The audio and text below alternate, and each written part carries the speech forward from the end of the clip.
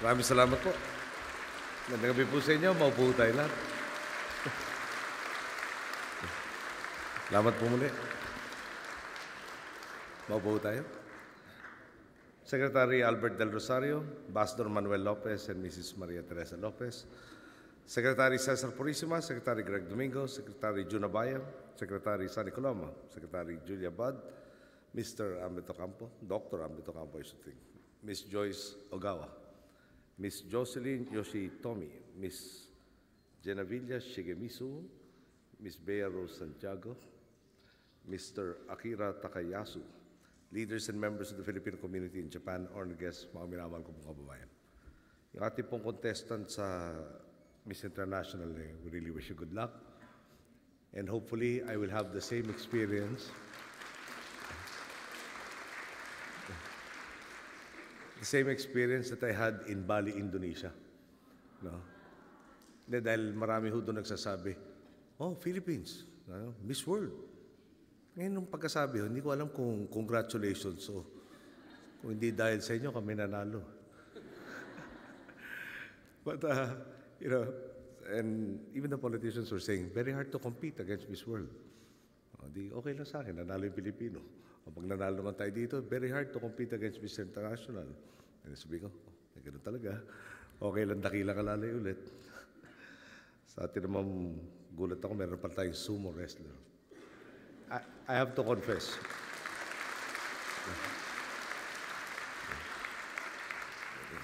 We have a similarity. You're 23, I am 53. And it reminded me that when I was watching some of the sumo bouts, I think some of the stars were named Akebono, who has since, I think he has retired. I'll be retiring in 2 years and 6 months.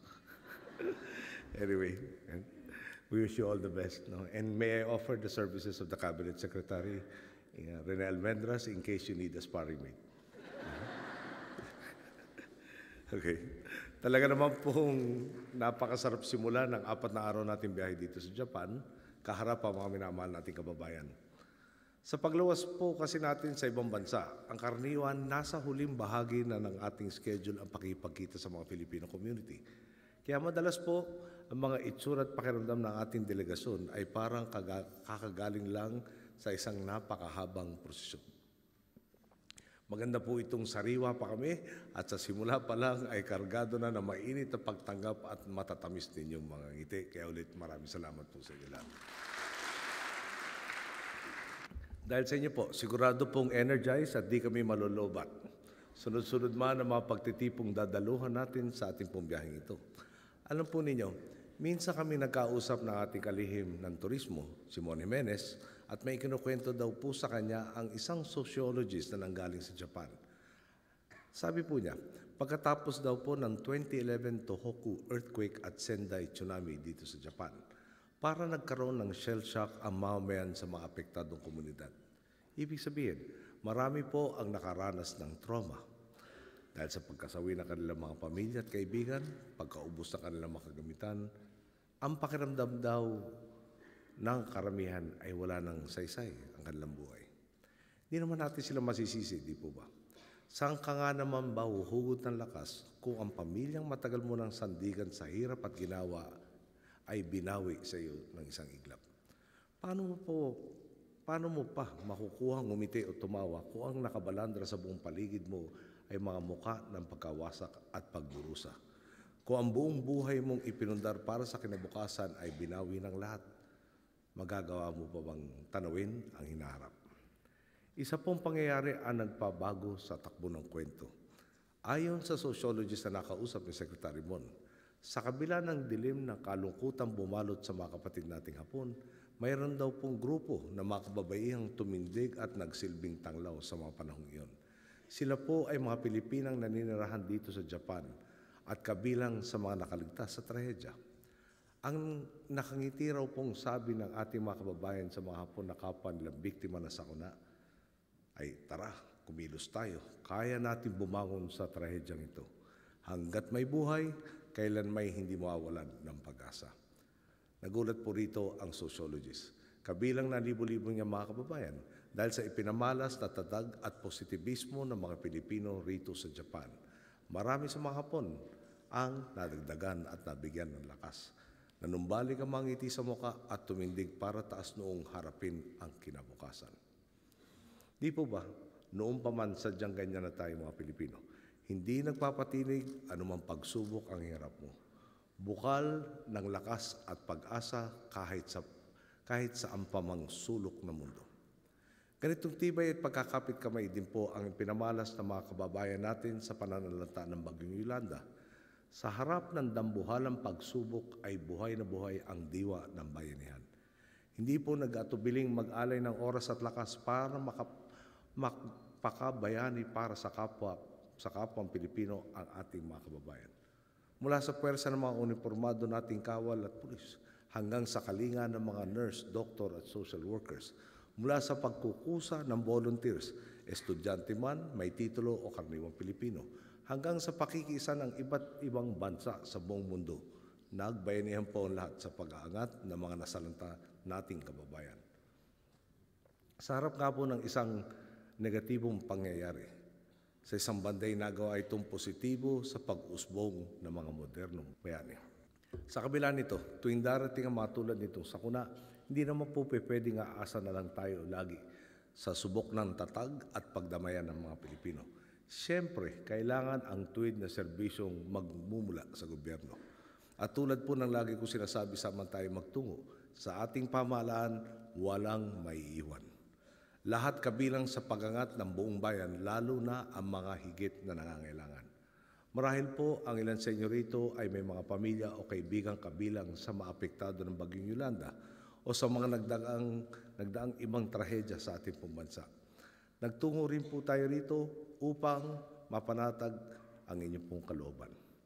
Habang kumakayod kayong mga boss natin sa ibayong dagat, todo kayo din ang inyong pamahalaan upang mapagsilbihan ang mga boss natin sa Pilipinas.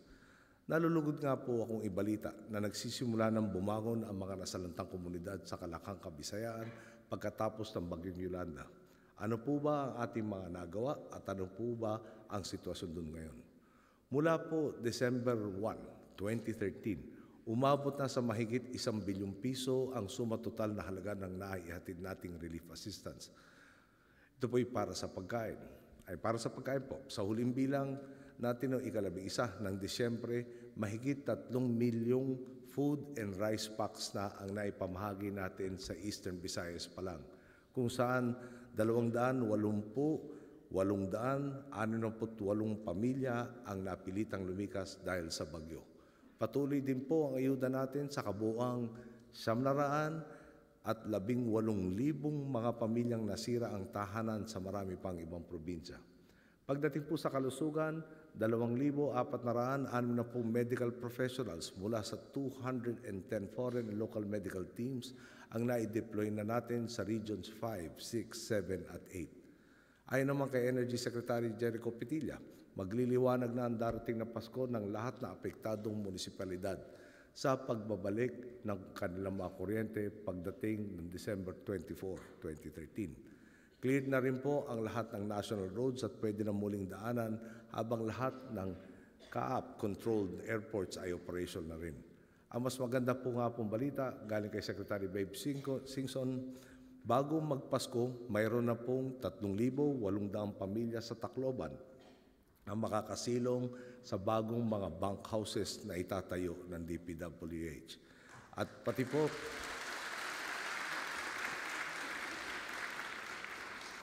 po sa Giwan, Eastern Samar, mayroon na rin pong mga tahanang ginagawa. Inatasan na rin po natin ang mga miyembro ng ating gabinete na magbuo ng recovery and reconstruction plan for Typhoon Yolanda. Bahagi po ng komprehensibong planong ito ang tuloy-tuloy na food and relief operations, shelter assistance at livelihood support sa pamamagitan ng mga programa tulad ng ating cash for work systems. Hindi po tayo titigil sa paghahatid lamang ng agarang lingap. Ang layon po natin ay nasusuma sa isa pong statement, Build Back Better. Matapos ang relief, ibabangon natin ang mga apektadong komunidad sa kasalukuyan at sisiguruhin na magiging mas matatag ang kanilang kinabukasan. Ang mga komunidad sa peligroso lugar, ilalayo na natin para makapagpanibagong buhay sa mas ligtas na lugar. Ang totoo po, maraming buhay ang nailigtas dahil sa mga pook na sineryoso ang ating babala. Gusto nga po natin masagot ang isang tanong, bakit parang nakasentro sa ilang lugar lamang ang napakaraming nasawi? Gagawin po natin ang lahat para masigurong hindi na mauulit ang kawalan ng buhay na nangyari dahil kay Yolanda. Hindi lang tirahan, pero pati nabuwag na kabuhayan ay babangon muli natin. Ang mga naapektuhang magsasaka ng palay makakaasa sa mga binhi. Ang mga manging isda makakaasa ng mga bagong bangkang demotor, lambat at iba pang kagamitan para sa kanilang kabuhayan. Ang magsasaka ng nyog, bibigyan din natin ng ayuda para magkaroon ulit ng kabuhayan. At hindi lang po tayo tutulong sa pagtatanim muli ng nyog, pati mga makabagong mekanismo tulad ng intercropping ay tuturo natin at ipipilit natin sa kanila upang sa kanilang pagtindig ay hindi lamang sila babalik sa dati kundi mas mabuti pa ang kanilang magiging kalagayan. Ayon po sa mga pag-aaral, sa nyugan raw po, kikita ang magsasaka ng 20,000 piso kada hektarya kada taon. Kapag isinagawa ang intercropping na magtanim ng iba pang tanimin sa pagitan ng mga puno tulad ng kape, maaaring umangat sa 170,000 pesos mula sa 20,000 ang kikitahin ng magsasaka kada hektarya. Kaya po ipipilit natin, tutulungan kayo ng Estado sa pagtayo ng inyong nyugan, pero kailangan naman natin lalo pang isagad ang inyong pwedeng kitahin dyan sa pamamagitan ng intercropping.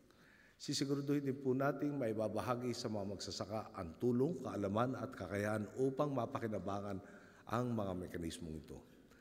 Bago naman po ang Yolanda, sinubok din ang Kalakang, Bohol at Cebu sa pagyanig ng matinding lindol. Kamakailan lang po ay muli kong binisita ang Bohol upang siyasatin ang estado ng ating rehabilitation efforts doon. Nakakatuwa po talaga. Kakibat ng ating mga inisyatiba upang muling itindig ang mga komunidad doon ay bakas sa kanilang mga mukha ang liwanag ng pag-asa. Makikita po sa kanilang kilos ang panibagong sigla at sigasig upang harapin ang bagong umaga. So total po, 166.31 million pesos po ang inabot ng ating relief assistance para sa mga apektado lugar ng lindol. Sa ilalim po ng ating Home Materials Assistance Program, para sa 9 na priority areas sa Bohol, nakapaghandog tayo ng 10,000 pisong tulong kada pamilya. Naibalik na rin po ang kuryente sa lahat na apektado lugar mula nitong Oktubre 21, kasalukuyang taon. Pero aminin ko po sa inyo, may brownout pa rin sila. Noong naikabit muli yung kanilang kuryente, yung pinagkukunan ng kuryente, kasama po yung Leyte Geothermal Plant, ang naapektuhan naman. 520 megawatts dati, ngayon po yung 100 megawatts. Malaki ho yung nawalang 400 na yun.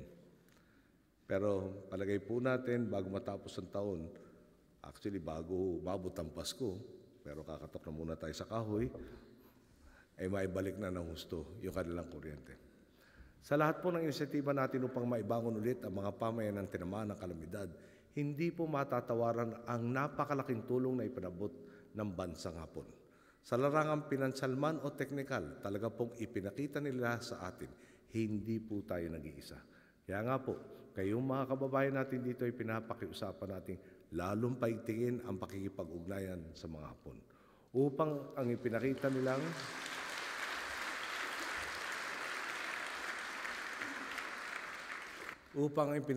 kabutihan ay masuklian din naman po natin ng magandang pakikitungo.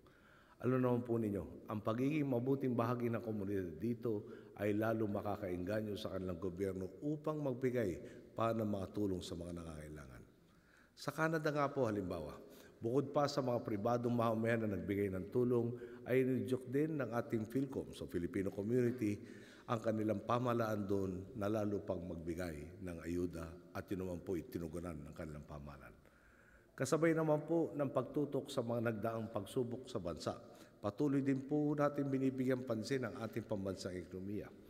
Nalulugod pa rin tayo sa kabila ng kabit-kabit na sakuna at sa pandaigdigang krisis sa ekonomiya ng mga bansa. Ay nanatili pa rin matatag ang ekonomiya ng Pilipinas. Para po sa first 3 quarters ng 2013, nasa 7.4% ang ating GDP growth. Mas mataas po ito sa target natin na between 6 to 7% para sa 2013. Naging posible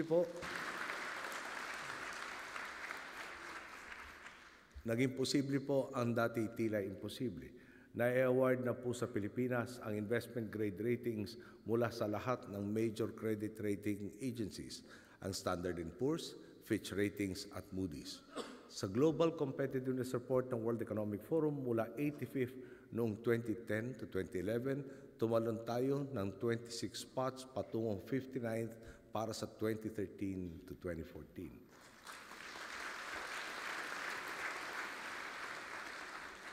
Base naman sa World Bank at International Finance Corporation's Ease of Doing Business 2014 report, umakyat tayo ng 30 spots mula 138 patungong 108. Ayon sa kanila, Pilipinas po ang most improved economy para sa darating na taon.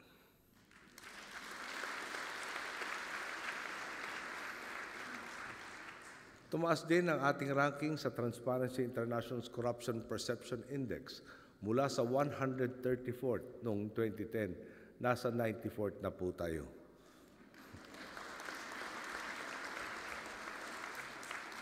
At pag napakulong na po yung mga dapat makulong, siguro naman tataas pa tayo ng konti dyan.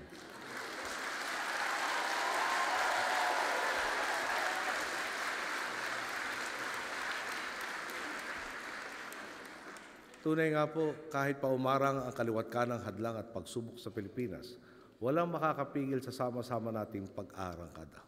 Dahil sa tuwid at tamang pamamahala, hindi po hamak na mas may kakayahan na ang ating bansang kaharapin ang matitinding pagsubok at sakuna. Mas nabigyan lakas na ang ating mga kababayang Pilipino na iangat, hindi lamang ang kanilang mga sarili, kundi maging ang buong bansa. Sa uli po, iisa pa rin ang tunguhing tinatanaw natin sa tuwid na landas. Isang bansang malaya sa tanikala ng korupsyon at kahirapan. Isang sambayanang mas nabibigyan lakas upang umarangkada sa buhay dahil sa lipunang patas at hitik sa pagkakataon para umunlad. Sa totoo lang po, alam kong isa sa mga pinakamatinding pagsubok sa mga Pilipinong naghahanap buhay sa ibayong dagat ang mawalay sa pamilya, lalo na sa panahon ng Kapaskuhan. Ako po'y kasama ko naman ng pamilya ko nung kami po'y na-exile sa Boston. Tapos yung Miami po, maglalabas ng advertisement. Winter po siyempre sa Boston. Lahat tayo ginawa, kundi umararo nung snow. Yung bahay po ay walang insulation kung tutusin. Nagkaroon pa ho kami na napakaraming bisita nung panahon na yun. Kaya pag subukan ho yung maligo sa winter na walang hot water. Mabilis matipid sa tubig yun. Anyway, advertisement po kasi ng Miami.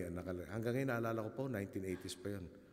The warm breeze and palm trees of Florida. Papakita siya habang winter. Sabi ko, balik niya ako sa Pilipinas. Kaya hanggang ngayon po, pag nakakita ko ng kutsinta, maski anong klaseng kutsinta siya, hindi ko matiis na hindi tikman. Dahil nung pong panahon na yun, isa lang po yung asawa ng isang doktor sa buong community ng Pilipino sa Boston ang nagluluto nun, Pampasko lang. Sa marami naman ho siyang binibigay. Tagalawang piraso ho kami. So sa akin, para simbolo ng kakawalan pag nakakita ng kutsinta. Anyway po, subalit tulad ng ipinamalas ng mga Pilipino ng maganapang lindol at tsunami dito sa Japan, alam kong bit-bit nyo rito. Sa mansulok ng mundo kayo magtungo, ang liwanag at diwa ng Paskong Pinoy, ang pagbibigayan, ang pakikipagkapwa, ang pagsasalo-salo ng biyaya at kasiyahan, at ang mataimtim na pananampalataya sa pumakikapal. Tunay po, naaabot na po natin ang inaasam nating pagbabago at transformasyon sa Pilipinas. Nagsimula po ito sa desisyon ng bawat Pilipinong talikuran ng lumang sistema at kalakaran. At naiahakbang natin ito pasulong sa bawat butil ng pawis na inilalaan ng bawat isa upang makaambag sa pagbabago ng lipunan. Nagmula ka man sa Luzon, sa Visayas o sa Mindanao o sa samanlupalop ng mundo. Kayong mga Pilipino pa rin ang natatanging Diyos ko. Ngayong napapatunayan na natin posible ang mga dating inakalang nating imposible, naway higitin pa natin ng isang hakbang ang ating bawat hakbang. Ingat pa natin na isang palapag ang ating bawat pag-akyat. abutin pa natin na mas matayog ang ating bawat pangarap. Gawin natin permanente ang pagbabagong tinatamasa na natin ngayon, ipamana natin ang isang mas maunlad, mas mapayapa, at mas paliwanag na kinabukasan para sa mga susunod na henerasyon po ng mga Pilipino. Bago po ako magtapos, itong taong nga ho ito medyo naging sobrang bigat. No? Meron yung natural, meron pang man-made. No? Kausap ko po isang kapatid ko, hindi ho si Chris. Sabi niya sa akin, alam mo, ni hindi man sunod-sunod ang problema natin. No? At problema mo, patong-patong. Ano ba pinagkaiba? Pag sunod-sunod do, di ba, may problema, natapos may pumalit. Pero pag may problema, inaasikaso mo, may pumatong na naman doon, o may di ba, sumabay doon, o di dalawa na inaasikaso mo. O di meron na ho tayong Zamboanga, meron pa yung monsoon rains ng Santi, sinundan ni Bohol, at siguro yun nakahoy, no? Buwabagon pa lang ang Bohol, biglang meron naman Yolanda, na dinali na naman nakapraso yung Bohol. Sa kuryente lang po, no? 240 or 250 transmission towers ng National Grid Corporation ang bumagsak. Bilyon ho kailangan natin dyan para palitan. Okay. Sa totoo po, ang halaga ng gagastusin natin dito ay tinataya sa ngayon pa lang between 120 to 130 billion pesos. Okay. Dahil ang habol nga ho natin dito, build back better. Ano po ibig sabihin nun? Kung itatayo natin parehong bahay, nakatayo sa dating lugar, na klarong sinalanta, o di gumagawa lang ho tayo ng temporary solution. Susunod na meron na naman hong trahedya, nag-aabang na naman sila sa sakunan darating, pareho na naman ho siguro resulta. Wala hong punto yata yun. Sa abot na makakaya natin, dahil nga hong milyong pamilya ang apektado. So higit kubulang between 4 to 5 million Filipinos ang ibinabalik natin sa mas maayos na estado. Kailang eskwelahan, sa mas maayos na lugar, may evacuation center. Kabuhayan, umpisahan muli. Kung hindi ka agad maayos yung kanilang kabuhayan, may temporaring kabuhayan. Tulad po nun sa Pablo, yung mga nagnyunyog, siyempre yung puno na nyog, itanim mo ngayon, hindi naman bukas aanihin na natin. Doon po nagtanim sila ng ibang mga produkto tulad ng paminta. No? At ang laki ng kinikita ho nila bigla doon. So para ba nagkaroon ng oportunidad ba? So, marami ho nag-text sa akin, lalo pagtapos sa Yolanda. At parati yung tinatanong sa akin, kamusta ka? Para ako nasumpisa ko, nagtataka. Bakit niyo ako tinatanong, kamusta ako? Tinanggap kong voluntaryo, itong hamon na to, at pagsubok nung ako'y tumakbo bilang yung Pangulo. Bilang pinuno, hindi tayo pwedeng bumigay. Hindi tayo pwedeng mawalan ng pag-asa. No? Maski na napipigong ka na doon sa ibang tao, namumuliti ka pa.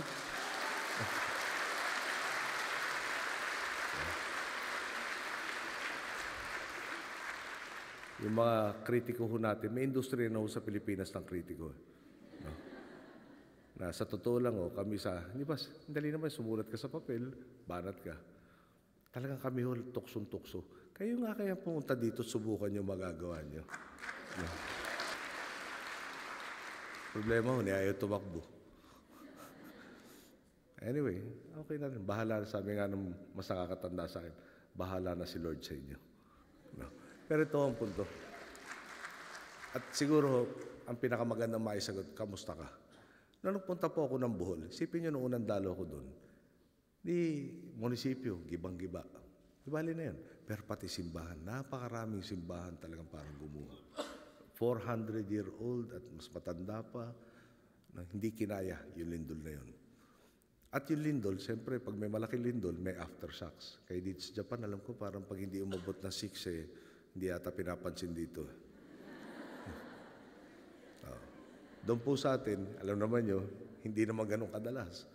So, nung nangyari nga po yung lindol sa Bohol, no, at sinabi nga natin, may aftershocks pa. Meron dalawang dyaryo ang sinabi sa akin, dyaryo nila sa Bohol. Nung nagsabi, may parating na mas malaking lindol. So, ang galing naman ho nun, dahil alam ko, wala pa nakaka-predict na lindol sa buong mundo. Pero isa pa naman dyaryo, sinabi, meron na hong gigantic sinkhole na lalamunin yung buong probinsya ng Bohol. Dyaryo pa nila yun. Sabi ng mga dalubhasa natin, hindi mangyayari yan. Para matigil na lang, ito mga lalong nagpapakaba doon sa mga kababayan natin, minabuti namin tumungo doon sa bayan ng Luon kung saan isa sa pinakamalaking nasalanta at makidamay sa matulog. O sige, kung guguho ito ngayong gabi, dito ako matutulog, dito sa, actually empty field yung pinuntahan namin. Dahil, di ba, obligasyon ko na mamuno. Kung meron kayo lalagay sa panganib, dadamayan ko na kayo. Siyempre, may kritiko na naman ho tayo.